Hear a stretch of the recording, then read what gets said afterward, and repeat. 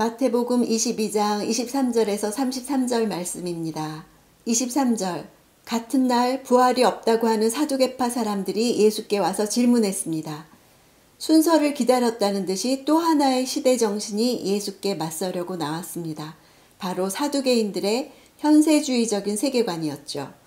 이들은 다윗 시대 대제사장 사독의 후손들이었는데 여러 세대를 거치는 동안에 종교적인 헌신은 줄어들고 정치 세력화되었습니다.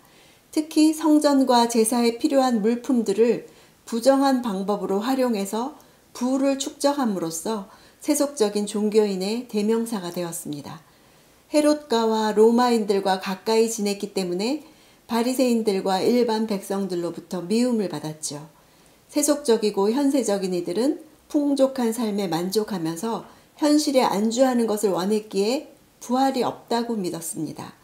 그들은 육체의 부활을 믿는 것이 얼마나 어리석인 것인지를 보여주기 위한 질문을 가지고 왔습니다. 24절, 선생님, 모세는 남자가 자식 없이 죽게 되면 그 동생이 형수와 결혼해서 형을 위해 자식을 낳아주어야 한다고 말했습니다. 그런데 우리 가운데 7 형제가 있었습니다. 첫째가 결혼해 살다가 죽었는데 자식이 없었기 때문에 그 동생이 형수를 맡게 됐습니다. 여기서 자식을 낳아주다로 번역된 단어는 헬라어로 아나스테세이, 누워있는 자를 일으키다 라는 뜻입니다. 부활이란 아나스타시스 단어가 여기서 유래되었죠. 모세의 율법인 신명기에서는 후사를 있게 하다, 임무를 맡다 이런 뜻으로 일으켜 세운다는 뜻과는 다릅니다. 사두개인들이 신명기 말씀을 인용하면서 임무를 맡는다 이 단어를 쓰지 않고 굳이 부활을 의미하는 아나스타시스와 어근이 같은 일으키다 라는 단어를 쓴 것은 자신들의 부활관을 암시하기 위해서였습니다.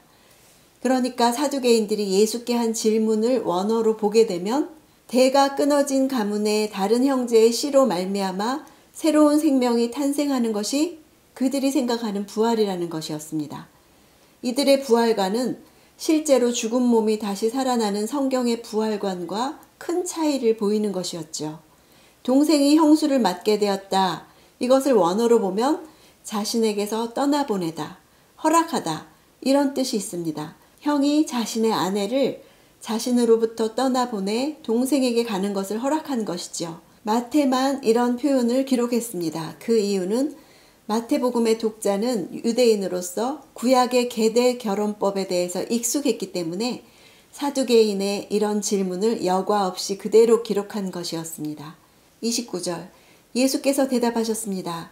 너희가 성경이나 하나님의 능력을 모르기 때문에 잘못 생각하고 있구나. 원문으로는 잘못 생각하고 있구나 이 문장이 제일 앞에 나옵니다.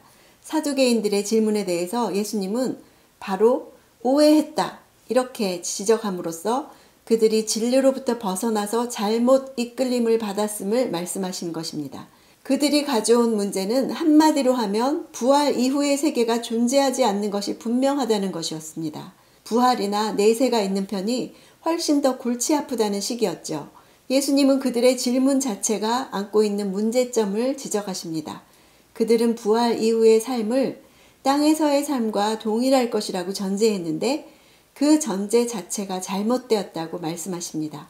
30절, 부활 때는 사람들이 시집도 장가도 가지 않는다. 그들은 하늘에 있는 천사들처럼 될 것이다.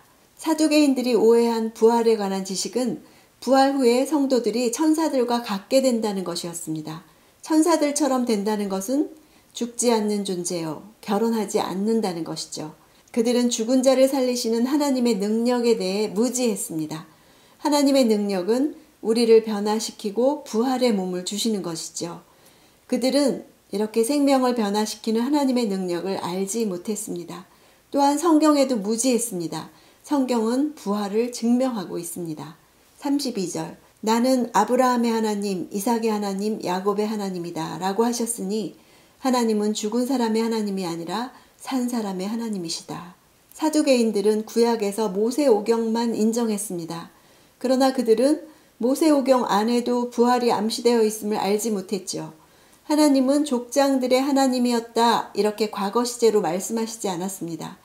그들이 육신으로는 죽었을지라도 하나님 안에서는 살아있어서 하나님과 그들의 관계가 여전히 지속되고 있음을 말해줍니다.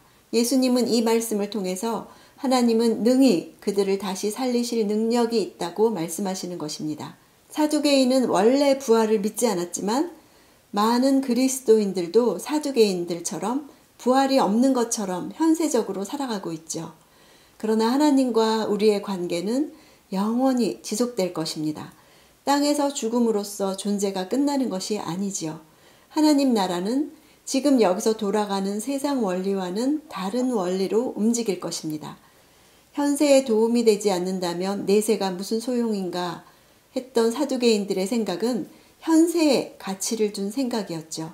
현세주의는 하나님의 나라를 축소시키고 영원을 배제시킵니다. 나는 어느 나라에 가치를 두고 살아가는지 돌아보는 기도 시간이 있기를 원합니다.